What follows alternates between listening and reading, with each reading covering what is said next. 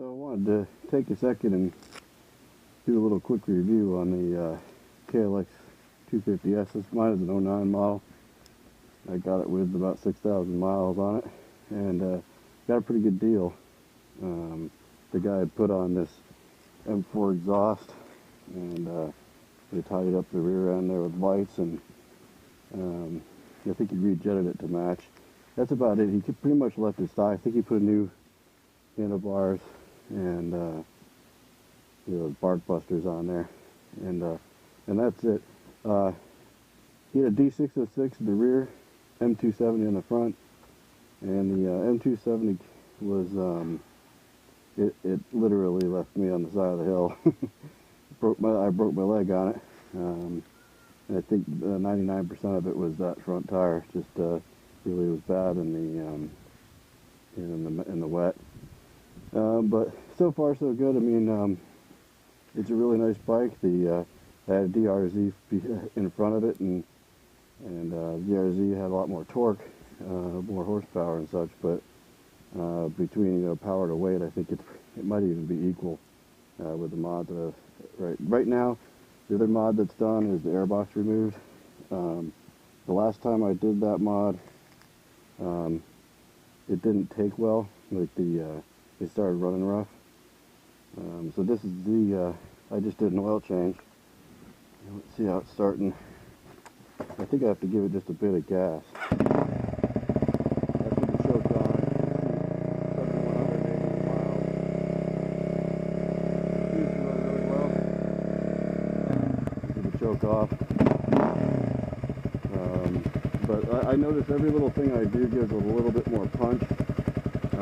Right here as it stands, it just seems to run really well, and I like it. I had a WR250R, and I didn't like the way the power, you had to wait till it was way up in the high register to get any power out of it. This one has more mid and low end power, much more wheelie happy, especially with the mods that we've done. It's got a great sound to that M4 exhaust, titanium. Little weird linkage he did there. I'll show you kind of how it runs. Again, it's a fresh oil change, so.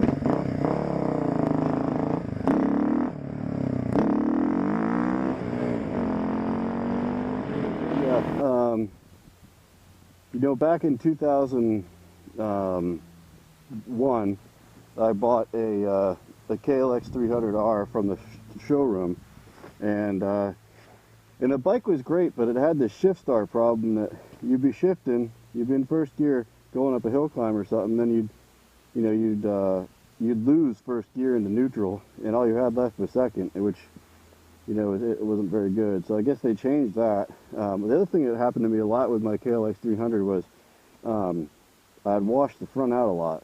The front end would wash out on me in turns. So I don't know kind of what they changed on this model, but I think they did narrow or extend that that rake angle to another what is it, like an inch maybe, but way better than it was. I installed that off a 2012 model, but boy, I mean, it's just such a better bike than a lot of people give it credit for. It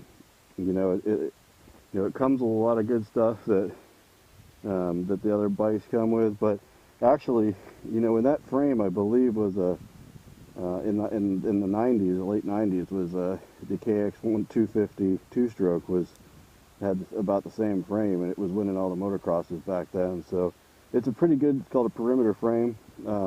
It's similar to the one on the KDX, I believe. But I love the red. I'm a sucker for it. As soon as I saw it, the price I got it for, it was just a steal. The rear Dunlap is gonna get replaced. It's a D606, and I've got a Trackmaster 2, which is a Kenda 760. I've got that on order, and that was $57.81 shipped to my house, whereas these things are about $90-something in the store. So it's a good deal there. But overall, I love the bike. I do bottom it out if I land flat off a jump, but other than that, it's great. I'm about 200 pounds with my gear on. So, at any rate, that's it. That's my review. I'd say anybody that's saying that they've got second thoughts about they're going to go between this bike and the KLX250s, they're going to make a huge mistake. This bike is way better of a bike as it stands. Now, I already had mine modded when I bought it, and I love the power. It starts up. I mean, there's no carburation problem.